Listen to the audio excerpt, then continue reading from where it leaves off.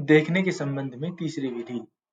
किसी सुंदर व्यक्ति या सामान्य विषय को ऐसे देखो जैसे उसे पहली बार देख रहे हो। पहले कुछ बुनियादी बातें समझ लो, तब इस विधि का प्रयोग कर सकते हो। हम सदा चीजों को पुरानी आंखों से देखते हैं। तुम अपने घर आते हो तो तुम उसे देखे बिना ही देखते हो। तुम उसे जानते हो, उसे देखने की जरूरत नहीं है। वर्षों से तुम इस घर में सतत आते रहे हो। तुम सीधे दरवाजे के पास आते हो, उसे खोलते हो और अंदर दाखिल हो जाते हो। उसे देखने की क्या जरूरत है? यह पूरी प्रक्रिया यंत्र मानव जैसी, रोबोट जैसी है। पूरी प्रक्रिया यांत्रिक है, अचेतन है। यदि कोई चूक हो जाए, ताले में कुंजी न लगे, तो तुम ताले पर दृष्टि डालते हो। कुंजी जब लग जाए, तो ताले को क्या देखना? यांत्रिक आदत के कारण, एक ही चीज को बार बार दोहराने के कारण तुम्हारी देखने की क्षमता नष्ट हो जाती है। तुम्हारी दृष्टि का ताजापन जाता रहता है। सच तो यह है कि तुम्हारी आंख का काम ही खत्म हो जाता है। इस बात को ख्याल में रख लो तो अच्छा है। तुम बुनियादी रूप से अंधे हो जाते हो। आंख की जरूरत न रही। स्मरण करो कि तुमने अपनी पत्नी को पिछली दफा कब देखा। संभव है तुम्हें अपनी पत्नी या पति को देखे वर्षों हो गए हों।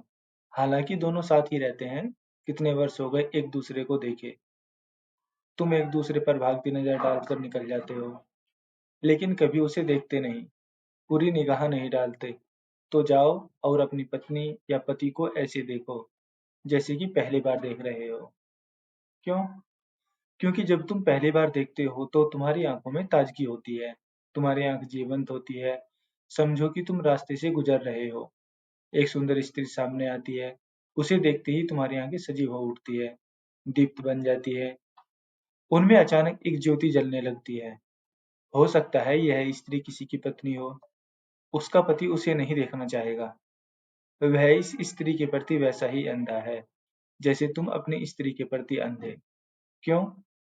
क्योंकि पहली बार ही आंखों की जरूरत पड़ती है, दूसरी बार उतनी नहीं, और तीसरी बार बिल्कुल नहीं।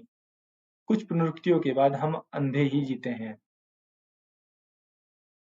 जरा होश से देखो, जब तुम अपने बच्चे से मिलते हो, क्या तुम उसको देखते भी हो? नहीं, तुम उसे नहीं देखते। नहीं देखने की आदत आंखों को मुर्दा बना देती है। आंखें ऊब जाती हैं, थक जाती हैं। उन्हें लगता है कि पुरानी चीज को बार बार क्या देखना। सच्चाई यह है कि कोई भी पुरानी नहीं है। तुम्हारी आदत के कारण ऐसा दिखाई पड़ता है। तुम्हारी पत्नी वही नहीं है जो कल थी। हो नहीं सकती, अन्यथा वह चमत्कार है। दूसरी क्षण कोई भी चीज वैसी नहीं रहती जो थी। जीवन एक प्रवाह है। सब कुछ बहा जा रहा है। कुछ भी तो वही नहीं है। वही सूर्य कल नहीं होगा जो आज उगा है। ठीक ठीक अर्थों में सूरज कल वही नहीं रहेगा। हर रोज वह नया है। हर रोज उसमें बुनियादी बदलाहट हो रही है। आकाश भी कल वही नहीं था। आज की सुबह कल नहीं आएगी, और प्रत्येक सुबह की अपनी निजता है, अपना व्यक्तित्व है। आसमान और उसके रंग फिर उसी रूप में प्रकट नहीं होंगे। लेकिन तुम ऐसे जीते हो जैसे कि सब कुछ वही का वही है। कहते हैं कि आसमान के नीचे कुछ भी नया नहीं है, लेकिन सच्चाई यह नहीं है। लेकिन सच्चाई यह है कि आसमान के नीचे कुछ भी पुराना नहीं है। सिर्फ तुम्हारी आंखें पुरानी हो गई हैं, चीजों की आदत हो गई है, तब कुछ नहीं है।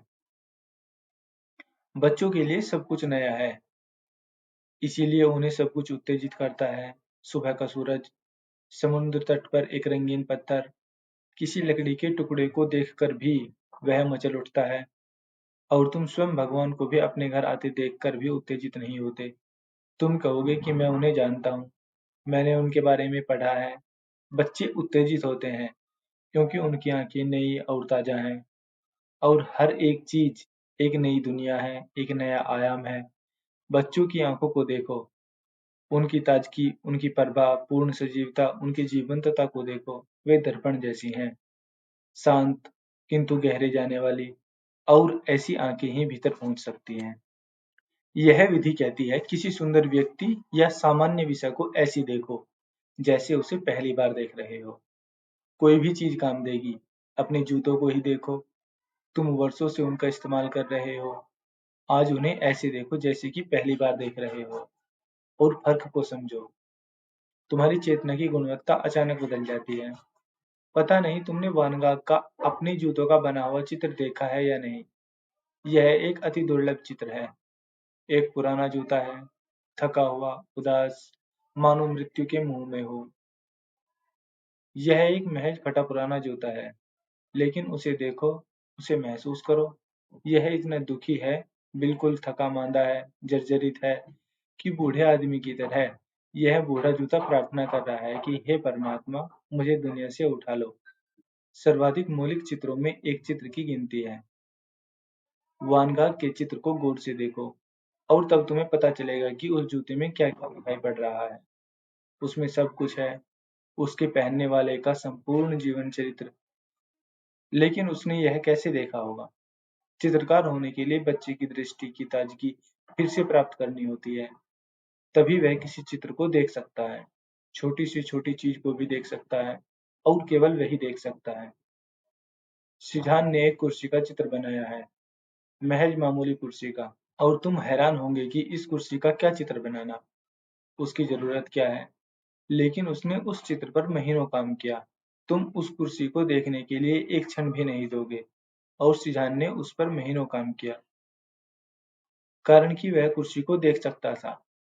कुर्सी के अपने प्राण हैं, उसकी अपनी कहानी है, उसके अपने सुख-दुःख हैं, वह जिंदगी से गुजरी है, उसने जिंदगी देखी है, उसके अपने अनुभव हैं, अपनी स्मृतियां हैं। सिजान के चित्र में ये सब अभिव्यक्त हुआ है। लेकिन क्या तुम अपनी कुर्सी को कभी देखते हो? नहीं, कोई नहीं देखता है। और न किसी को ऐसा भाव ही उठता है। कोई भी चीज चलेगी। यह विधि तुम्हारी आंखों को ताजा और जीवंत बना देगी। इतना ताजा और जीवंत कि वे भीतर मुड़ सके और तुम अपने अंतरस्थ को देख लो। लेकिन ऐसे देखो मानो पहली बार देख रहे हो। इस बात को ख्याल में रख लो कि किसी चीज को ऐसे देखना है जैसे कि पहली बार देख रहे हो। और तब अचानक किसी समय तुम चकित रहोगे कि कैसा सौंदर्य भरा हुआ है संसार में। अचानक होश से भर जाओ और अपनी पत्नी को देखो, ऐसे कि पहली बार देख रहे हो। और आश्चर्य नहीं है कि तुम्हें उसके प्रति फिर उसी प्रेम की प्रतीति हो, जिसका उद्रेक प्रथम मिलन में हुआ था। बाहर की वह लहर, आकर्षण की वह पूर्णता तुम्हें अभिभूत कर देती है।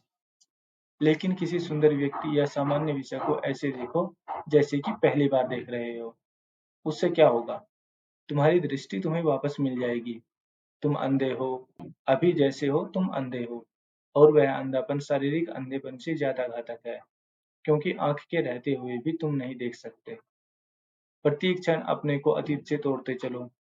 अतीत को अपने भीतर प्रवेश मत करने दो। अतीत को अपने साथ मत ढो। अतीत को अतीत में ही छोड़ दो और प्रत्येक चीज को ऐसे देखो जैसे कि पहली बार देख रहे हो। तुम्हें तुम्हारे अतीत से मुक्त करने के लिए यह एक बहुत कारगर विधि है। इस विधि के प्रयोग से तुम सतत वर्तमान में जीने लगोगे और धीरे-धीरे वर्तमान के साथ तुम्हारी घनिष्ठता बन जाएगी।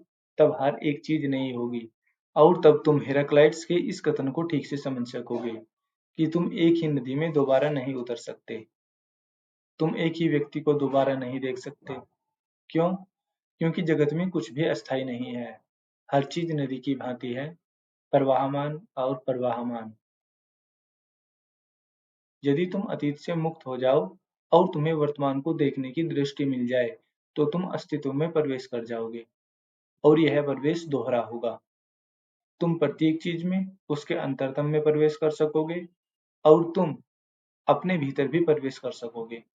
वर्तमान द्वार है और सभी ध्यान किसी न किसी रूप में तुम्हें वर्तमान से जोड़ने की चेष्टा करते हैं, ताकि तुम वर्तमान में जी सको। तो यह विधि सर्वाधिक सुंदर विधियों में से एक है और सरल भी। और तुम इसका प्रयोग बिना किसी हानि के कर सकते हो। तुम किसी गली से दूसरी बार गुजर रहे हो, लेकिन अगर उसे ताजा आंखों से देखते हो, तो वही गली नई गली हो जाएगी। तब मिलने पर एक मित्र भी अजनबी मालूम पड़ेगा। ऐसे देखने पर तुम्हारी पत्नी ऐसी लगेगी जैसे पहली बार मिलने पर लगी थी, एक अजनबी। लेकिन क्या तुम कह सकते हो कि तुम्हारी पत्नी या तुम्हारा पति तुम्हारे लिए आज भी एक अजनबी नहीं है? हो सकता है तुम उसके साथ 20, 30 या 40 वर्षों से रह रहे हो, लेकिन क्या तुम कह सकते हो कि तुम उससे परिचित हो? वह अभी भी अजनबी है। तुम दो अजनबी एक साथ रह रहे हो। तुम एक दूसरे की बाह्य आदतों को, बाहरी प्रतिक्रियाओं को जानते हो, लेकिन अस्तित्व का अंतरस्थ अभी भी अपरिचित है, अस्पर्शित है।